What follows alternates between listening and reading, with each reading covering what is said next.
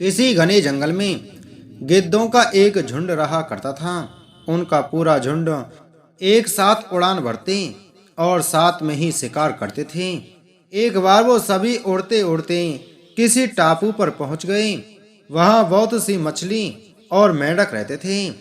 उन्हें वह टापू बहुत अच्छा लगा। उसके खाने पीने और रहने की सारी सुविधाएं उस टापू पर मौजूद थीं। सभी गिद्ध उसी टापू पर रहने लगे। अब उन्हें शिकार के लिए कहीं जाना भी नहीं पड़ता था। सभी बिना किसी मेहनत के भरपेट भोजन करते और उस टापू पर आलस में जीवन जीने लगे। उसी झुंड में एक बूढ़ा गिद्ध भी रहता था।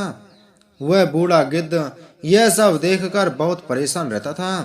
उसे अपने साथियों की आलस भरी दशा देखकर चिंता होने लगी। वो सभी गिद्धों को कई बार चेतावनी भी देता कि मित्रों, हमें फिर से शिकार के लिए उड़ान भरनी चाहिए ताकि हम अपना शिकार करने की कला को और भी मजबूत बनाए रख सकें।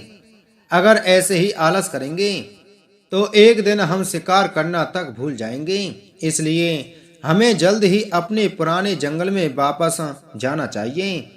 उस बूढ़े गिद्ध की सलाह सुनकर सभी गिद्ध हंसने लगे।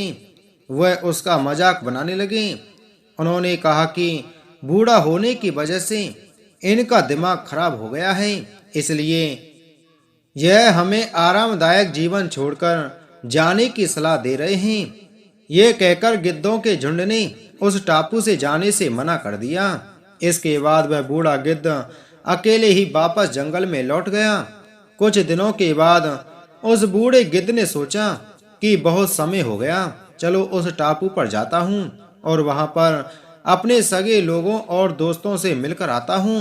वह बूढ़ा गिद्ध जैसे ही उस टापू पर पहुंचा, वहां की हालत देखकर वह हैरान रह गया। वहां का दृश्य बहुत भयावह था। उस टापू पर मौजूद सभी गिद्ध मर गए थे। वहां पर सिर्फ उनकी लाशें ही पड़ी थीं। तभी उसे कोने में एक घायल गिद्ध दिखाई दिया। वह उसके पास गया और वहां की हालत के बारे में पूछा। उसने बताया कि कुछ दिन पहले इस टापू पर चीतों का एक झुंड आया था, जिन्होंने उन पर हमला कर दिया और सबको मार दिया। हम लोग बहुत समय से ऊंचा उड़े नहीं थे, तो हम अपनी जान भी नहीं बचा सके।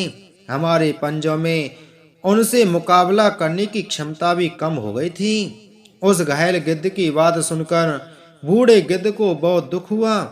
उसके मरने के बाद बूढ़ा गिद्ध वापस से अपने जंगल में वापस चला गया। कहानी से सीख, हमें हर हाल में अपनी शक्ति और अधिकारों की रक्षा करनी चाहिए। अगर आलस की वजह से अपना कर्तव्य करना छोड़ देंगे तो भविष्य में यह हमारे लिए घातक हो सकता है।